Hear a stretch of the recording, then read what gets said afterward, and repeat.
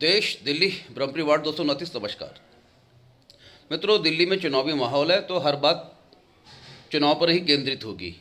मैं आज अरविंद केजरीवाल की और दिल्ली की आम आदमी पार्टी सरकार की उस स्कीम की तरफ अपनी दिल्ली की माताओं बहनों का, गोंडा विधानसभा की माताओं बहनों का, अपने ब्रह्मपुरी वार्ड 229 की माताओं बहनों का ध्यान आकर्षित करना चाहता हूं कि अरविंद केजरीवाल ये 2100 रुपये हर महीने मेरी माता और बहनों के खातों में डालेगा कहाँ से।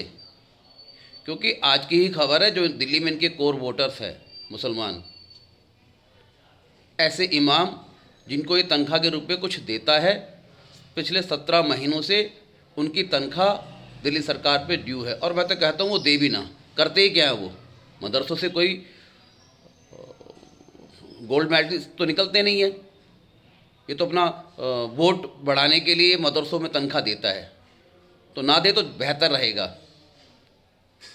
पिछले 40 महीनों से दिल्ली के जो राशन डीलर हैं, राशन केंद्र सरकार से दिल्ली के लोगों के लिए मिलता है, साथ में उनका कमीशन, जो राशन डीलरों का कमीशन है वो भी केंद्र सरकार दिल्ली सरकार को देती है। वो पिछले 40 महीनों से राशन डीलरों का बकाया इस सरकार की तरफ ड्यू है।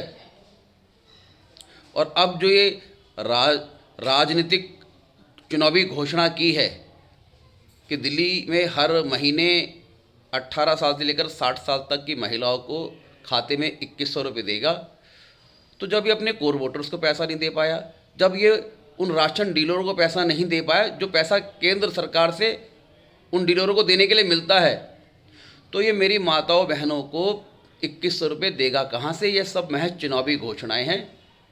इन घोषणाओं में से भ्रमित होकर मेरी माताएं बहनें इस निकम्मे केजरीवाल और उसकी पार्टी को वोट नहीं करें,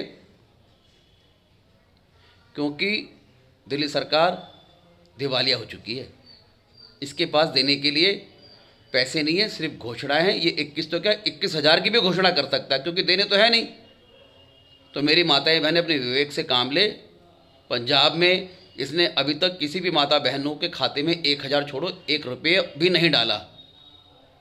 पंजाब में ये घोषणा से सरकार बना ली और ये उसी फार्मूले को दिल्ली में लागू करके अपनी सरकार बनाना चाहते हैं। तो मेरी माताओं बहनों से मेरी दरख्वास्त है, स्पेशली मेरे ब्रह्मपुरी वार्ड 229 की और गोंडा विधानसभा की, कि अरविंद केजरीवाल एक नंबर का झूठा है। इस झूठे की किसी बात पे यकीन मत करना।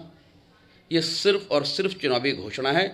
इस घोषणा से ये आपके वोट लेकर अपनी सरकार बनाना चाहते हैं और फिर एलजी पर तोहमत लगा देंगे, एलजी हमें करने नहीं दे रहा। इसलिए सोचे समझे और फिर वोट करें। धन्यवाद।